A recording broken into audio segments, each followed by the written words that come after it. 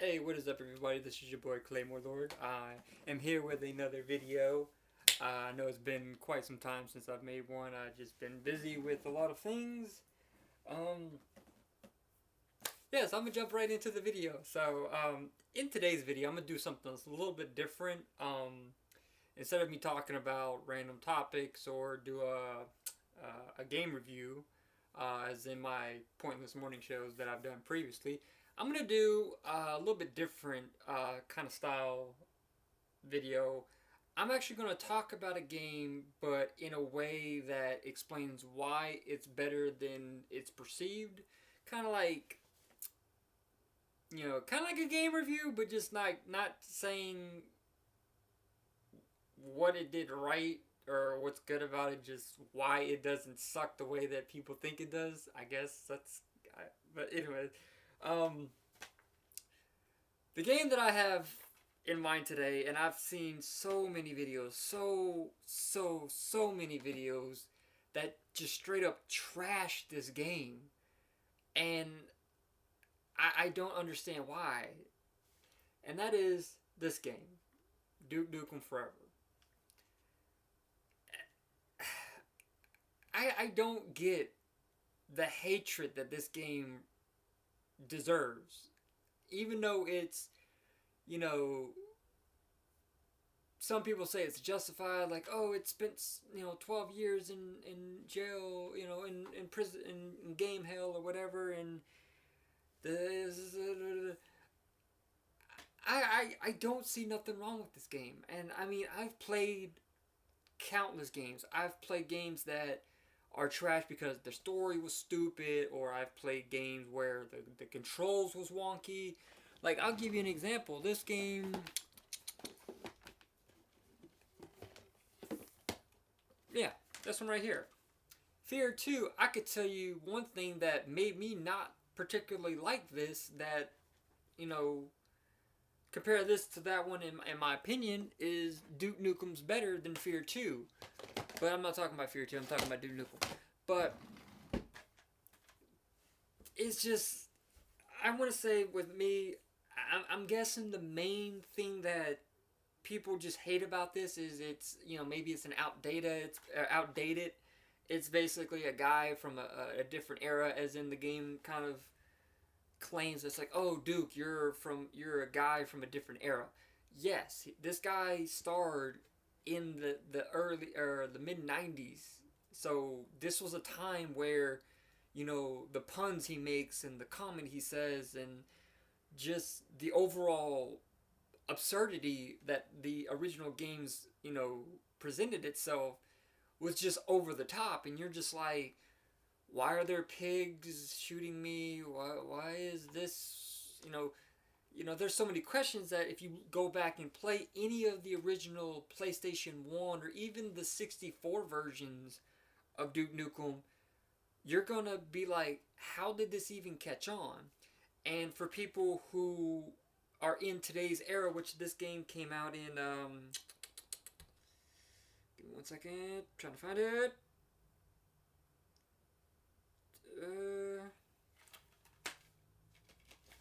Better yet, look on this thing right here. This usually tells me a lot faster. It's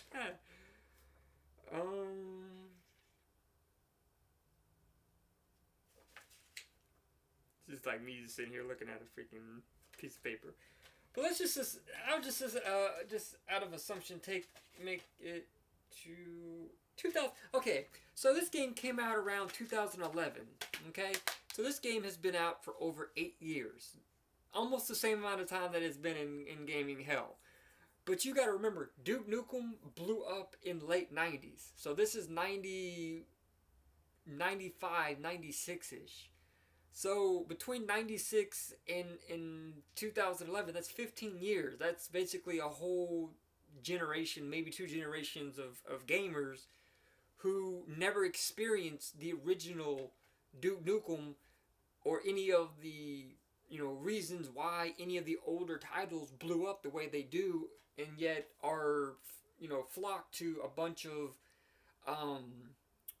over the top, shooters, like basically like Battlefield, Call of Duty, Grand Theft Auto, they're so drawn to those big names because everyone and their mother are playing these games, and they don't give these type of games any chance. It's all Call of Duty, Battlefield, Halo, um, basically the big name games that literally everyone plays. Like me personally, I'm a Call of Duty fan, but I'm only a Call of Duty fan for one particular. Well, technically three, but one for multiplayer, two, the other two for zombies, and that's Black Ops One, Modern Warfare 3, and Black Ops 2. Never really got into Modern Warfare 2 or any of the ones before. So you see how even with me personally, not playing some of the older games, I don't really understand how there was the hype between those. I just look at it, oh, it's another Call of Duty game. It's nothing new. And to people who see this, they're like, the hell is this crap? And that's what me personally I've been with a bunch of the newest Call of Duties. After Black Ops 2, I don't play any Call of Duties because they're all repetitive. They're all the same. They don't offer anything new. But the reason why I love this game, not because of nostalgic reasons, which granted do play a good part, but it goes off of what has been already pre-established. The events that happen in Duke Nukem Time to Kill, Duke Nukem Land of the Babes, Duke Nukem 64, Manhattan Project, all them type of games, it builds off of it. Yes, it may be created by a different game company. It may look a little different. It may play a little different. Just like how all the Duke Nukem games for the PlayStation 1 were 3D, 3D style, where you're not 3D, third person. I don't know why I said 3D, which they technically were, but they're third person, where you're actually viewing the camera is from way back here, where in this game it's first person. But it builds off of some of the stuff that's happened in the past, like the alien invasion. That in the Land of the Babes, the ending of that game is basically Duke kicking their butts, and the aliens fly off, and they say they're going to return. Boom. This game comes out. The first mission is literally them returning as peaceful, but then over time they kind of like fuck everything up pretty much. The even Duke himself is the same. He doesn't, his attitude doesn't change. It's like, some games you'll have a protagonist who is a certain way, and then later on in another reinstallment of the game, whether it be a remaster version or a part 2, they're completely different, and you're like, and even some of the events are not even, they don't match up, and then they gotta, make up some bullcrap excuse like, oh, multiple timelines, or this was a dream, or, something like that. But in this game, it's solid on the previous games. They literally, the developers looked at what happened in the past and made little references or Easter eggs, or even just in the story mode, to reference back what had happened in the previous game, so it stays on a constant path. And like a good example, is in the DLC, which, yes, there's only 2, unlike a lot of other places or other games. There's buttloads. In the God, I haven't played this in like a minute, so I gotta remember. In one of the DLCs, there's 2. One is on the moon, one's not on the moon, and we're talking about the one that's on the moon. You basically fight a old enemy in Land of the Babes, who's basically like a doctor. And in the earlier the PlayStation 1 game, you basically beat him and you basically left him for dead. And in the DLC for this game, he's actually back, but he, parts of his body is robotic, and then his lower half is a giant, pretty much a giant spider. So that shows that, the bullet wounds or the damage that Duke inflicted on him in the Land of the Babes was still kept over in the DLC for this game. And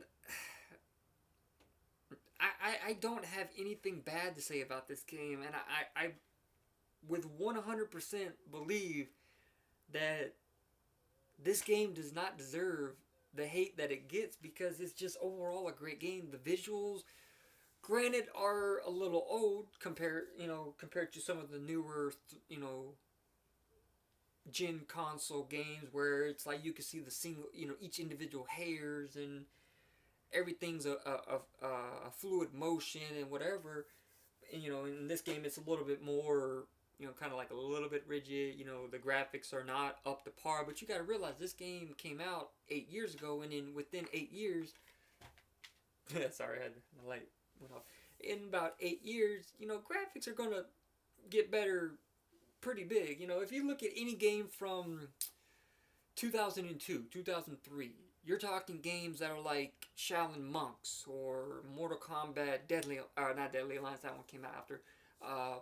Yeah, like this Shaolin Monks. Any game from 2003, and you compare those same graphics, or those same games 8 years later, like if you go from Shaolin Monks to Mortal Kombat 10, you're like, that's a big increase in 8 years. So imagine what 8 years from 2011 to this year. Of course, it's going to be better, and that's the one thing you got to look past is a game is not bad based on the graphics that it was at the time, supposedly the best, and the graphics that are now, which are the standard. If you go to any game in the 90s, you're going to be freaking clawing your eyes out because they're so bad. They're pixelated.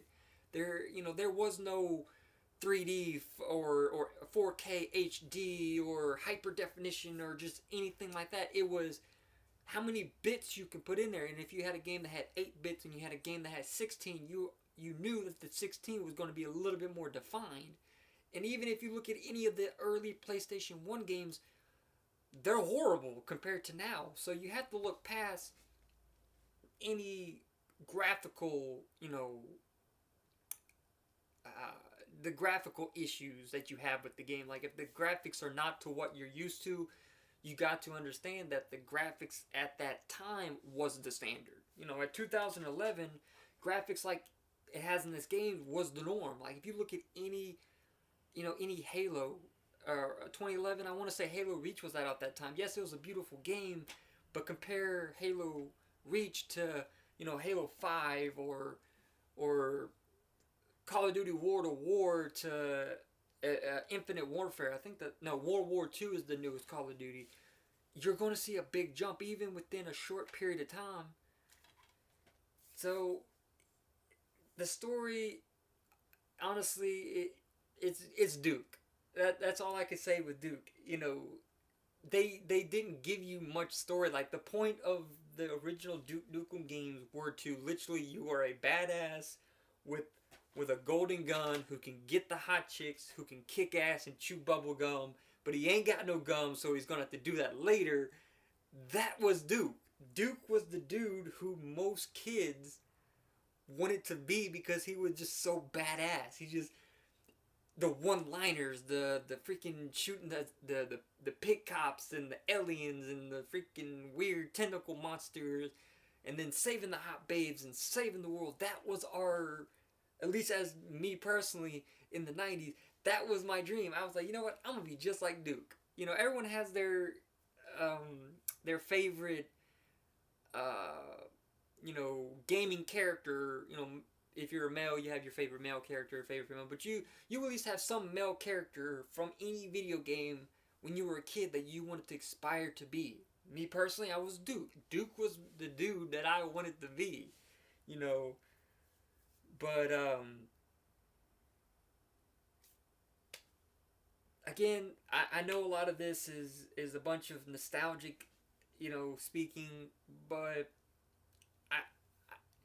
again, it's each to their own. It's if you love it, you love it. You hate it, you hate it. It's on how you feel about the game. But for those who have not played this game, who has just straight out refused to play it because so many videos that you've seen, whether it be Watch Mojo, What Culture, just any game reviewing website that says, oh, Duke Nukem Forever was trash, I implore you, give it a try. Put your prejudgment aside.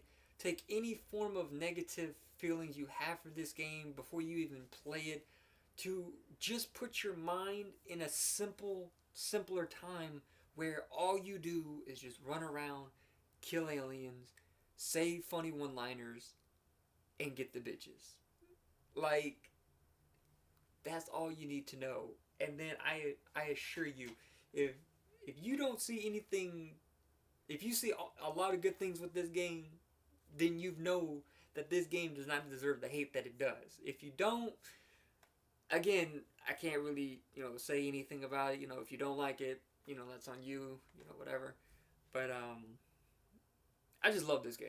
I love this game. I love this game. I love the other games from the older systems. I even have the older systems just for the specific purpose to play it. Like, I kid you not, the main reason why I bought my PlayStation 1 after so many years, was to play Duke Nukem Time to Kill and Land of the Babes. That's the only reason. The reason why I bought my Super Nintendo was to play old classic games. Super Metroid, Donkey Kong Countries, Legend of Zelda Link to the Past. The reason why I bought my 64 was to play Pokemon Stadium, to play Killer Instinct Gold. And that's another game that I bought the Super Nintendo for, was to play Killer Instinct. A lot of these games were just simple. They were not over the top. They were not hand-holding. They literally said, here you go, dive in, what you get is what we have provided, you gotta figure this shit out. And I hate how gaming has forced you to take this stuff in like the tutorials. The best way to teach a person to play a game is to give them the game and says, there's a bunch of cool stuff in there, figure it out. And that would literally have the person just pushing random buttons.